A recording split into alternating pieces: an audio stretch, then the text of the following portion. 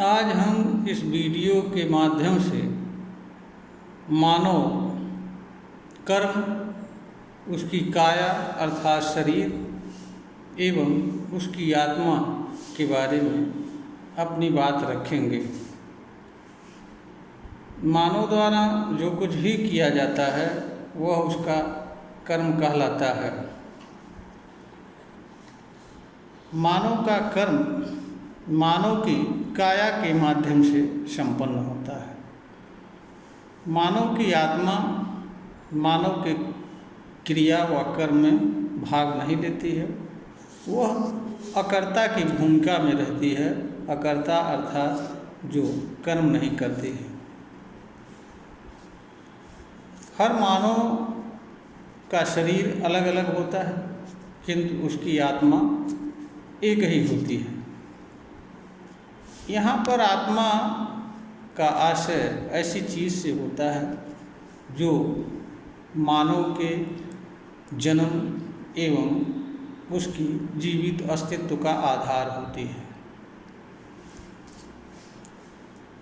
आत्मा का आशय उस चीज़ से भी होता है जो मनुष्य को जीवित रखने का कार्य करती है, चेतन अवस्था में कार्य करती है, और जिसके न रहने पर मनुष्य की जीवन लीला समाप्त हो जाती है।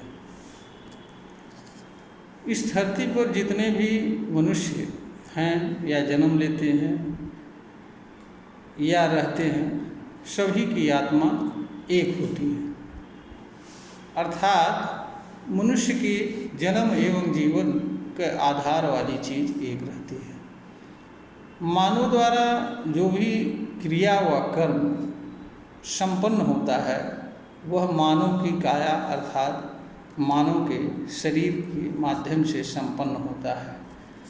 मानव के कर्म में मानव के शरीर के अंग, इंद्रियां, इससे जुड़ी अन्य चीज़ें, अंतःकरण, मन, बुद्धि, विवेक, समझ, तर्क, निर्णय आज जो भी चीज़ें मनुष्य से किसी न किसी रूप में जुड़ती हैं या जुड़ी रहती हैं, वह सभी चीज़ें उन सभी चीज़ों के माध्यम से मनुष्य अपने क्रिया व कर्म को संपन्न करता है। जिस चीज़ के माध्यम से कोई चीज़ कर्म करती है, कर्म का प्रभाव उसी चीज़ पर पड़ता है। मनुष्य अपना कर्म अपने शरीर के माध्यम से संपन्न करता है, इसलिए मनुष्य की कर्म का प्रभाव उसके शरीर पर पड़ता है। मनुष्य के कर्म व क्रिया का कोई प्रभाव उसकी आत्मा पर नहीं पड़ता है। इसका कारण यह होता है कि मनुष्य की जो आत्मा होती है वह मनुष्य की क्रिया व कर्म के संपर्क में नहीं आती है, इसलिए उस पर इसका कोई प्रभाव नहीं पड़ता है। इसलिए आत्मा मनुष्य के सुख, दुख, अशांति, पीड़ा आदि का कारण नहीं होती है और न उसे समझना चाहिए। जो लोग ज्ञानवश या अज्ञानवश या किसी अन्य कारण से मनुष्य की आत्मा को मनुष्य की पीड़ा व दुख का कारण जानते हैं या उसकी परेशानी का कारण समझते हैं, ऐसे लोगों को सही सत्य का पता नहीं होता है। इसका कारण ये है कि जो चीज़ें मनुष्य से जुड़ती हैं वही चीज़ें मनुष्य के ऊपर अपना प्रभाव छोड़ पाती हैं। मनुष्य से वही चीज़ें जुड़ती हैं जिनका अपना स्वतंत्र अस्तित्व होता है। जिन चीज़ों का अपना अलग से स्वतंत्र अस्तित्व नहीं होता है वह चीज़ें चाहे मनुष्य हो या कोई अन्य चीज़ हो, उस पर किसी तरह का कोई प्रभाव नहीं छोड़ पाती है। मनुष्य की आत्मा मनुष्य की क्रियाशीलता का आधार होती है, उसके अस्तित्व का आधार होती है। आत्मा उसके अस्तित्व से पृथक नहीं होता है, अलग से उसका कोई कार्य नहीं होता है, इसलिए वह मनुष्य के लिए अकर्ता होती है और उसके किसी तरह की क्रिया व कर्म का कोई प्रभाव मनुष्य पर नहीं पड़ता है। वह अकर्ता के रूप में मनुष्य के साथ रहती है और मनुष्य उसकी उपस्थिति तक जिंदा रहता है, जीवित अवस्था को प्राप्त किए रहता है। उसकी अनुपस्थिति होते ही मनुष्य मृत अवस्था को प्राप्त हो जाता है। इसलिए मनुष्य की आत्मा को मनुष्य की पीड़ा व दुख का कारण समझना यह मानवीय अज्ञान है।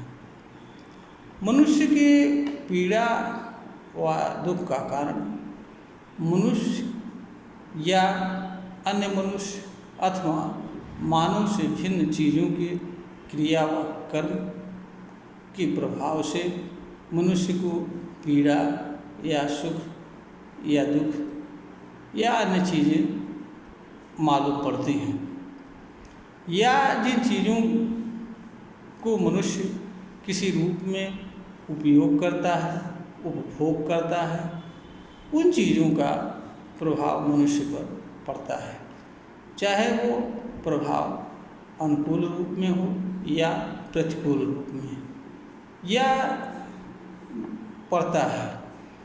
जिन चीज़ों से मनुष्य जुड़ता नहीं है या जुड़ नहीं सकता है, या जिन चीज़ों का कोई अपना स्वतंत्र अस्तित्व नहीं होता है, वह चीज़ें मनुष्य की पीड़ा व दुख का कारण नहीं होती हैं, न उन्हें समझना चाहिए।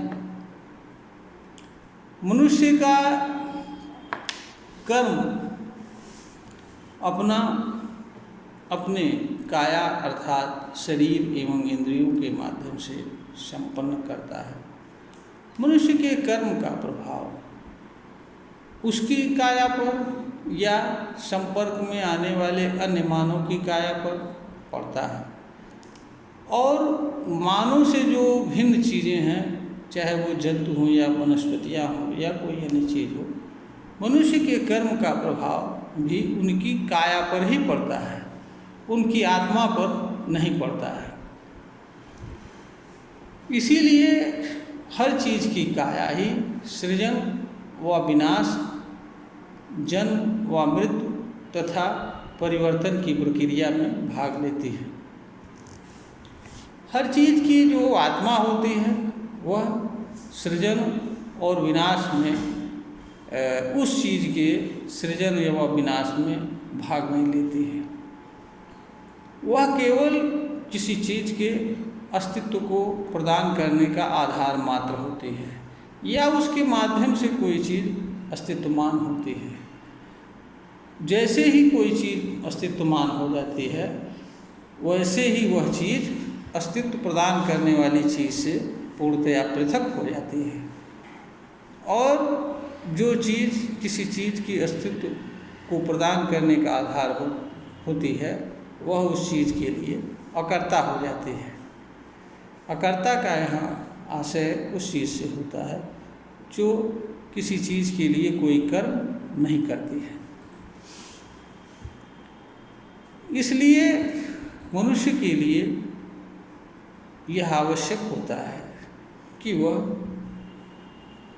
स्वयं को, स्वयं के कर्म को, स्वयं के कर्म जिस चीज़ के माध्यम से संपन्न होता है उस चीज़ को, और स्वयं के कर्म से होने वाले प्रभाव को तथा आत्मा के बारे में सम्यक रूप से जानना व समझना चाहिए।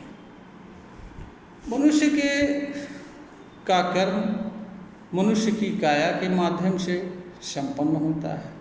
मनुष्य का कर्म पीड़ा, दुख, सफलता, शांति, समृद्धि, सुखद जीवन, आनंदमय जीवन आदि सभी चीज़ों का भोग, उपभोग, उपयोग आदि आचरण, व्यवहार, कर्म, वाणी, अभिव्यक्ति आदि सभी चीज़ों का कारण व आधार होता है। इससे ही मनुष्य को पीड़ा व दुखी होता है। इसलिए मनुष्य के लिए यह आवश्यक होता है कि वह जो भी कर्म करता है या जो भी मानव द्वारा कर्म किए जा रहे होते हैं या मानव द्वारा किया जाना होता है, उन सभी कर्मों का सम्यक ज्ञान प्राप्त करे और यह जानने का प्रयास करे कि किस कर्म का प्रभाव उसके शरीर पर किस रूप में पड़ता है। यह जानने के उपरांत मनुष्य के लिए यह आवश्यक हो जाता है कि वह अपने कर्म के चुनाव की शक्ति का प्रयोग करके स्वयं के लिए ऐसे कर्म का चुनाव करे जो उसके लिए या किसी अन्य मानव के लिए किसी भी रूप में पीड़ा, दुख, अशांति, असुरक्षा का कारण न बने तथा ऐसे कर्म को करने के लिए चुने और करे जो उसके स्वयं एवं अन्य मानव के कल्याण, सुखद और आनंदमय जीवन, समृद्धि एवं विकास के लिए आवश्यक हो। क्योंकि किसी मनुष्य के लिए यह कभी भी उचित नहीं हो सकता है कि वह अज्ञानवश या किन्हीं अन्य कारणवश स्वयं के कर्म से ही पीड़ित हो या दुखी हो तथा स्वयं के कर्म से ही वह दूसरों के पीड़ा व दुख का कारण बने।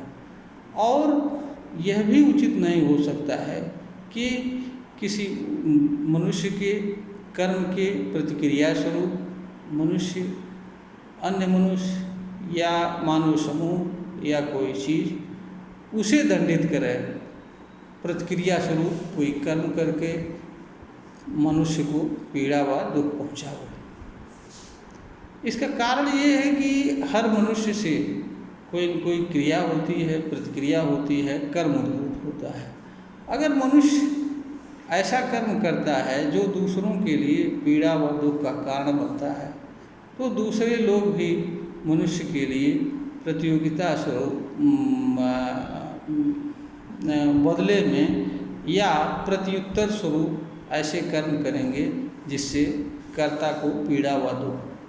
तो कोई मनुष्य अपने ही कर्म के प्रतिक्रिया स्वरूप होने वाले कर्म से पीड़ा व दुख सहन करे, यह भी किसी मनुष्य के लिए उचित नहीं होता है। इसलिए हर मनुष्य के लिए आवश्यक होता है कि वह ऐसा कर्म करे जिससे उसे ना कोई तकलीफ हो, दूसरों को ना तकलीफ हो। यहाँ पर स्मरणीय एवं ध्यान देने वाली बात यह भी है कि मनुष्य को कर्म जीवन भर करना होता है और जीवन पर उसका नियंत्रण नहीं होता है।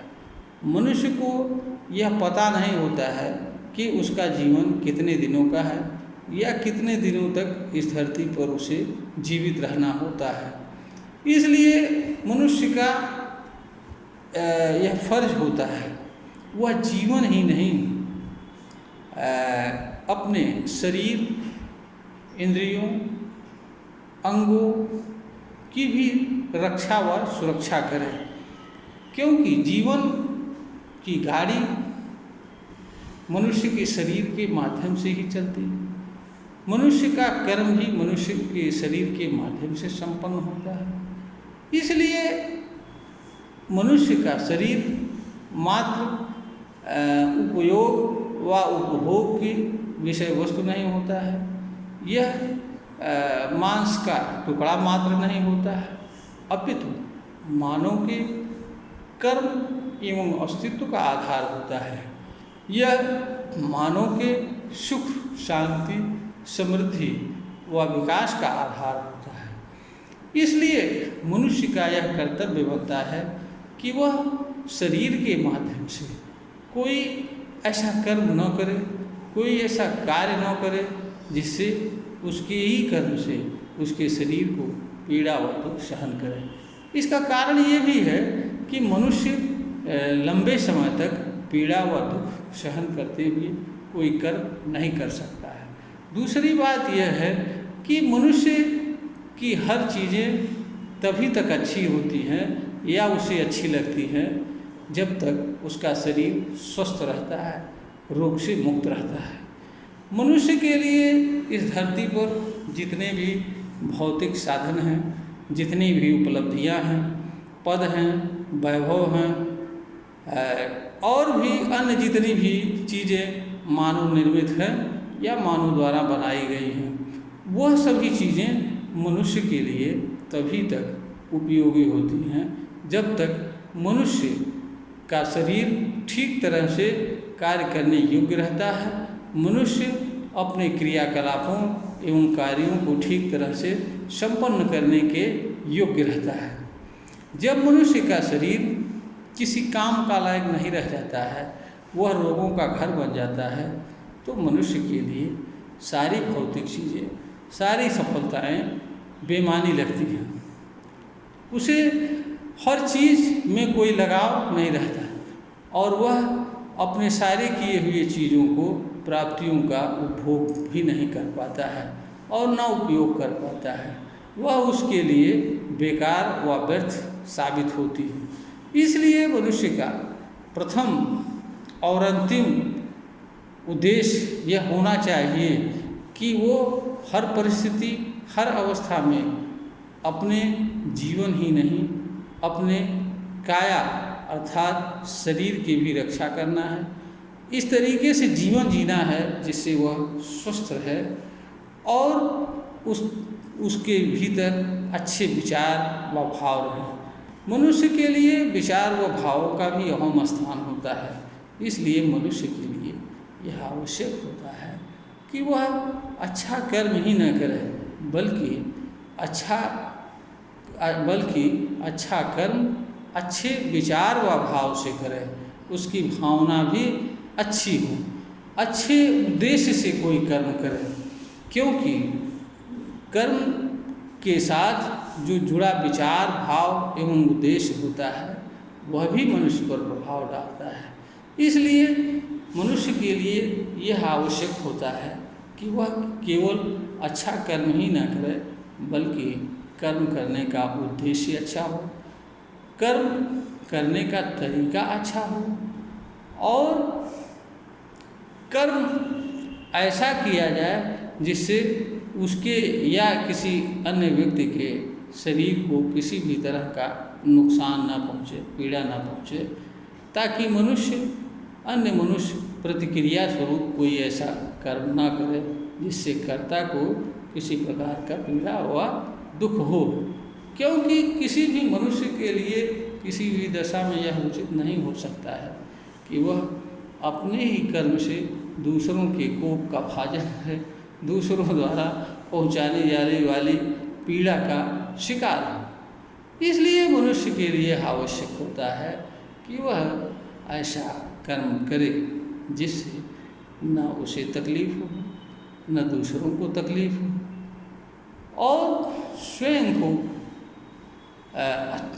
सुखद अनुभूत कराने वाला हो, दूसरों को सुखद अनुभूत कराने वाला हो। यह वीडियो ज्ञानवर्धन है, प्रेषित किया जा रहा है।